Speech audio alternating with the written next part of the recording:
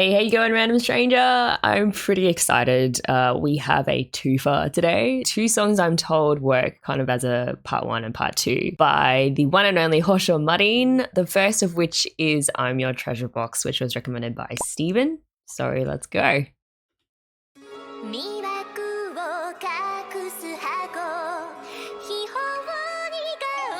Yes. Yes.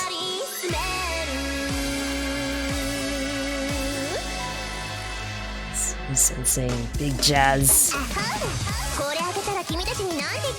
Okay, swing jazz. Okay.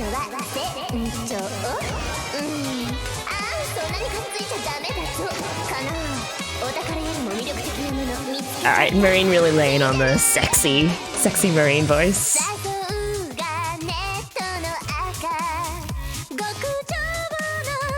Oh man, yeah.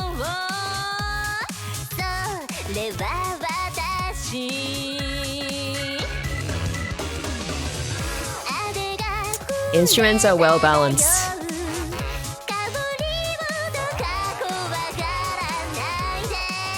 Even like the sillier sounding instruments, they're not overtaking the sound.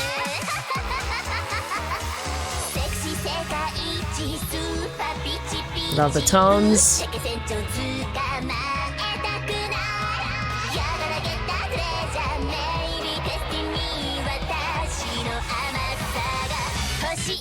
Ooh.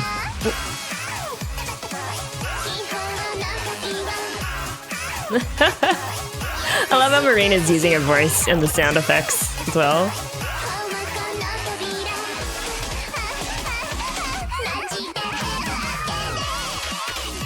Oh wow. This is like orgasm sounds straight to dubstep. Okay, that was sweet. Yes! Like saloon piano. Look at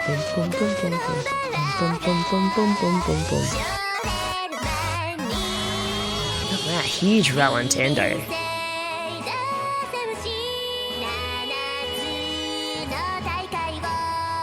Suddenly so dramatic.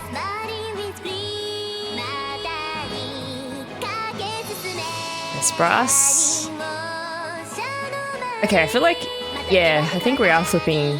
We flipped from the minor to his relative major, and then we go back again.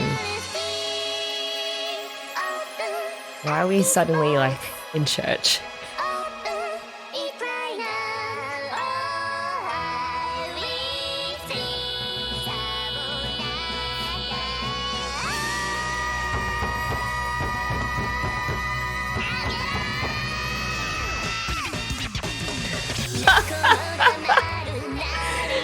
That was such a 90s like hip hop R&B transition. Like the okay. Bring it home. Ooh, man. They use dissonance so well. Just so tastefully. We'll get into that later.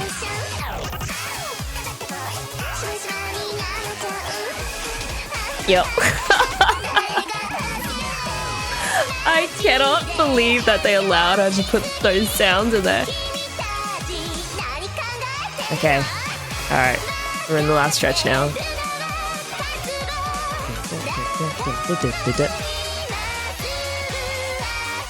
Whoa! Ah, nice use of tritone there. Left and right to the end. So there's big dramatic use of chromaticism.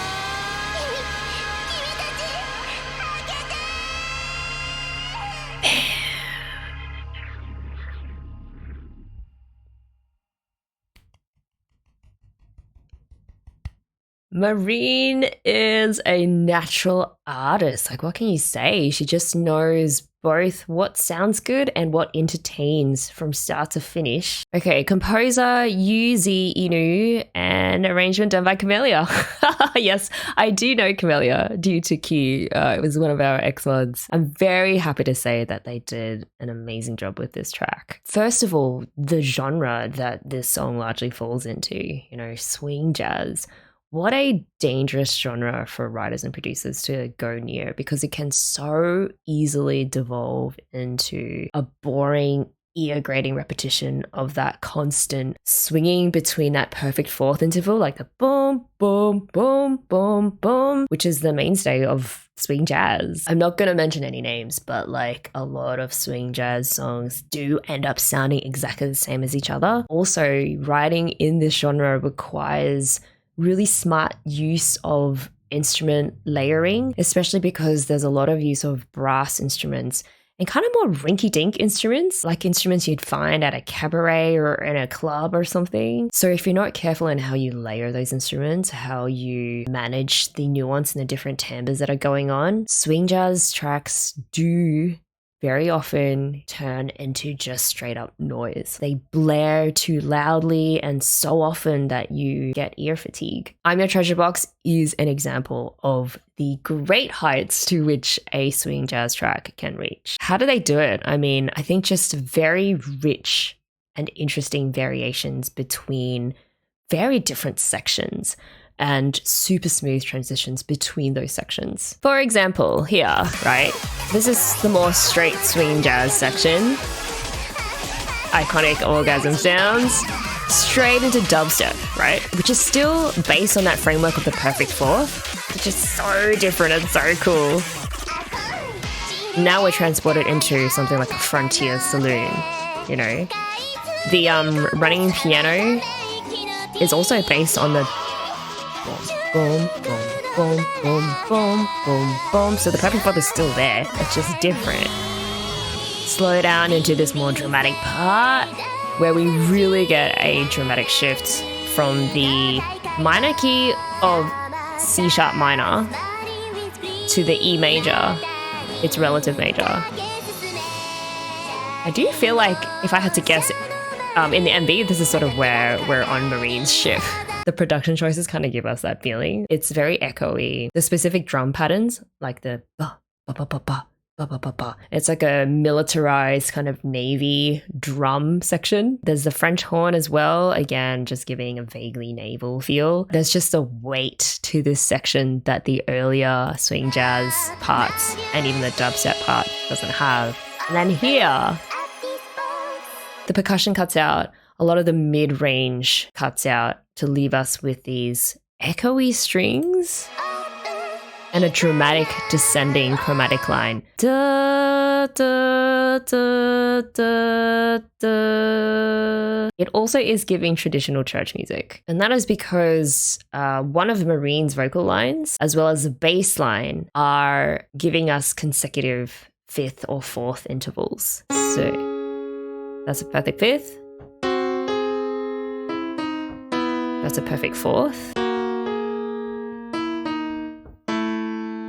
And then it ends on another perfect fifth. Traditional church music, like we're talking medieval church music, often used perfect fourths and perfect fifths in their harmony. It's very simple. It sounds kind of very hollow and also very sacred. So just to recap, straightforward swing jazz, then into the orgasmic transition into dubstep, then into this dramatic naval adventure mode, and then we slide into church to say our daily prayers. That is how you distinguish and you transform a swing jazz bass track into a full-on ride. Something else that I mentioned that this track does well is its use of dissonance. So dissonance is when notes clash in a way that create tension, as opposed to consonance where notes sound more harmonious and more resolved. If you overuse dissonance, that constant tension kind of exhausts the listener's ear, and when everything sounds tense, nothing sounds tense, and therefore you kind of lose the structure in your song. The fact that I Am Your Treasure Box uses dissonance sparingly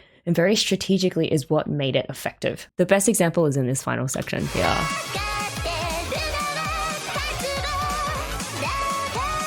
Ba-da-da-da, ba-da-da-da. All right, let's break that down. What happened there was the bass line moves up chromatically, so by semitones, starting from the E flat. Ba, ba, ba, ba, ba, ba, hits that A flat. Meanwhile, Marine is going down the C sharp minor scale in leaps. So she goes. That contrary motion gives us all these ear-tingling clashes and tension. And then the phrase leaves us expecting it to resolve to the C sharp minor. Instead, what the bass line does when it ends on that A flat, or rather the G sharp, is it jumps down to the D. That's a tritone. That's the devil's interval, which then leads into this mysterious, super dissonant chord,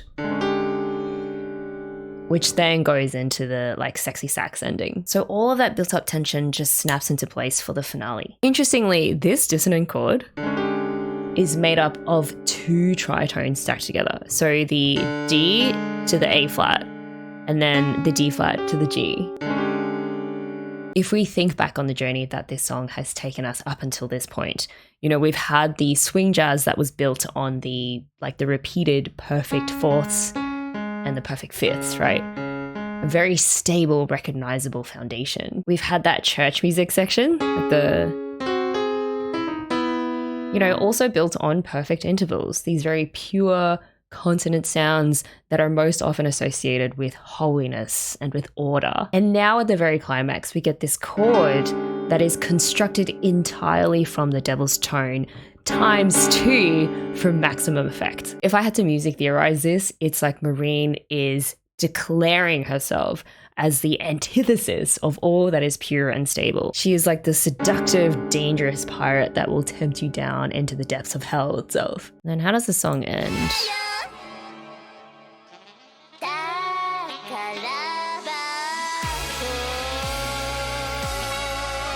I swear it ends on a minor major chord.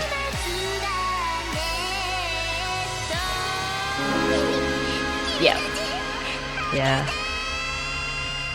So the song ends ultimately on the C sharp minor major 7 chord, which is a chord that mixes both the minor and major modes for a very ambiguous tone, meaning we have reached peak corruption. All of that is strategic dissonance just doing its thing, you know, by saving the most intense harmonic clash, like that double tritone, for the very end, for this very climactic ending. They elevated that dissonant moment into the emotional and symbolic peak of the entire song. They waited to the very last moment to give us that, and that's just smart writing. Aside from the instrumentation, I think Marine's voice also greatly increases the entertainment value of this track. She's like acting with her voice. She's playing multiple characters through different timbres and pitches. There's sexy Marine, there's like warm chest voice Marine, there's like high-pitched anime girl Marine, there's completely unhinged Marine with her iconic laugh. They all make an appearance at some point, sometimes at the same time. I said this already, but I also liked how they used her voice as part of the sound effects, you know, as just another texture to add to the mix. Her vocals make Treasure Box a full-on production in the sense that it's not just her lyrics or the melody that's sending a message, but it's about the character of the singing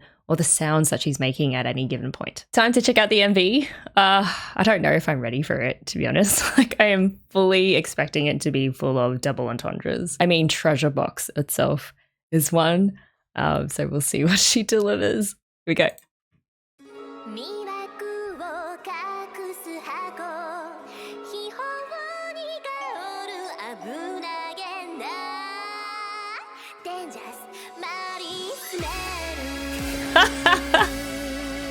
Smell, right? That's not an incorrect caption.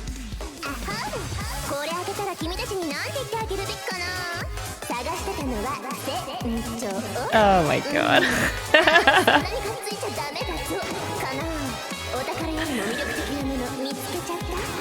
Literally, I don't know, she shoved like 5 double entendres into that already. Oh, I didn't comment on like the accordion. So it makes it so like pirate-like.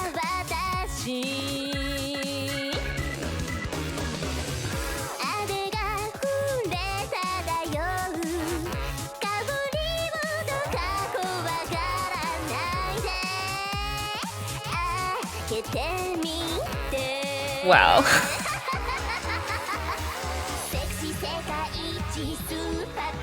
Shit. Is this some like, oh my god. This is like full on bondage. I mean, I don't even know why I'm surprised. They had that tritone in there very briefly. Like just for the chorus.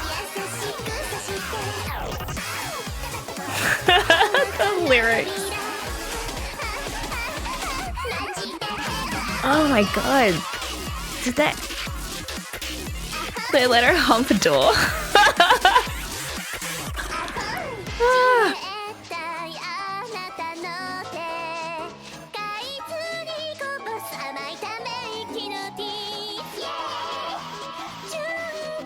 Marine's fans are like, yep, this is Marine. Hey, this is the pirate ship part. Okay, so we are next to the sea and singing about the seven seas. Ah, interesting. So when it flips between the minor and the major, that's also actually where you see, I guess, two different versions of her reflecting each other. And we do seem to be in a church. That was brilliant. Like, the link between the music and the visuals. That was great.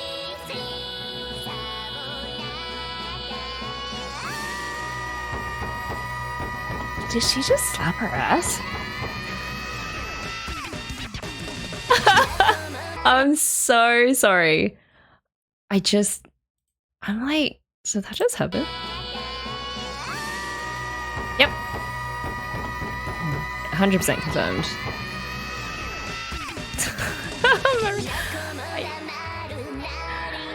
Okay. I don't know. Are we going to survive, like, the end of this? Mind exploding thighs. I love how she adds Marine English in different places.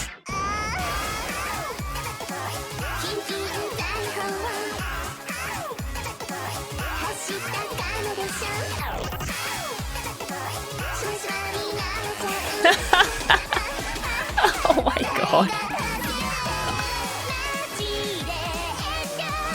Yeah, okay, yeah. I was like wondering when we were gonna get censored stuff.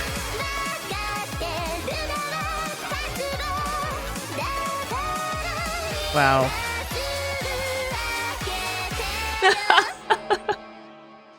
we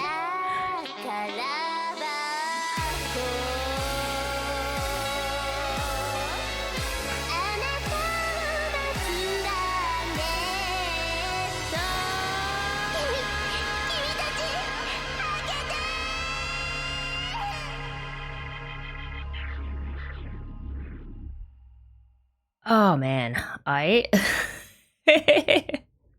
Marine is fearless. Like, how did she get away with releasing this? I mean, how I picture it happening in my head is Marine to her managers and Hololive Corp. You need me more than I need you. So I'm doing this and it's happening. What do I think the MV and the music generally is trying to say? That Marine will be Marine. She is just so comfortable with her sexuality. It's kind of inspiring. She's very comfortable also, like it seems, with her relationship with her fans. She is in total control of how she presents herself, whether that is sexy or like tied up or just a pirate boss. You know, she's fully super confident no matter what form she takes. What is cool also is that it's not just about selling sex or sex appeal. Ugh, people are either going to love or hate this comparison, but it honestly, message-wise, it reminds me of Khalees's Milkshake. Musically so different, and I think I would totally prefer Marine song over Milkshake. But in terms of how both songs use an innocent object or like a concept, so like a milkshake or a treasure box, as a metaphor for sexuality and desirability, and how both project absolute confidence, being playful and yet still out of reach, but also kind of accessible. I know, there's this weird in-between place. They're both very self-aware songs. Also, Marine clearly does not want to be trapped in a box. You know, she will define herself as she wants. And if that's like a sexually deviant nun or a pirate, so be it. Some interesting visuals here. Those split pomegranates. As far as I know, pomegranates are a classic symbol of fertility. For obvious reasons, you know, there's a lot of seeds inside that burst open. In some cultures, it represents like the womb, and like the pomegranate is featured in the story of Persephone. She ate a pomegranate, and then that kind of symbolized her being tied to Hades. So it's often used as this metaphor for lost sexual purity. This is not a sentence I thought I would ever say about a Hololive song, but I thought it was kind of genius how they put Marine in this seemingly sexually compromising position, but it's really her trying to pry the door open. I don't know how many times Marine has flirted with official Hololive policy on what is and isn't appropriate to do on live streams, but I feel like this is her sending a message being like, don't bloody put so many restrictions on me, just let me do my thing. She does make reference to, I'm guessing, her past self, the self that is praying in front of an image of what looks like Mother Mary or something. Her past innocent self, or maybe herself that she had to reinvent when she became Houshou as part of Hololive. That other version of herself is the one that's shackled. By the way, I also loved that Marine included these lines that were kind of directed at her fans. And it is that chained version of herself that is screaming for the door or the box to be opened up. I guess in becoming Houshou the pirate, that was a way to Marine's freedom, the pathway towards her being able to express her creativity, really kind of just become the person that she was always meant to be. It's cool. There's probably a ton of visuals that I missed in the MV, so if you have any more info, hit me up and I'm all ears. Final word, I love Marine. Like, I feel based solely on the kind of music that she puts out, not even the amazing visuals that go with that music. She creates things as a true artist. I know that that can be very subjective, like what is an artist? But it's like, to me, she really thinks about what she's saying through her art, through her music. It's not just, oh, this sounds cool, so let's put this stuff here, but really like this very intricate way of taking your listener on a ride. That's Marine, a master at what she does.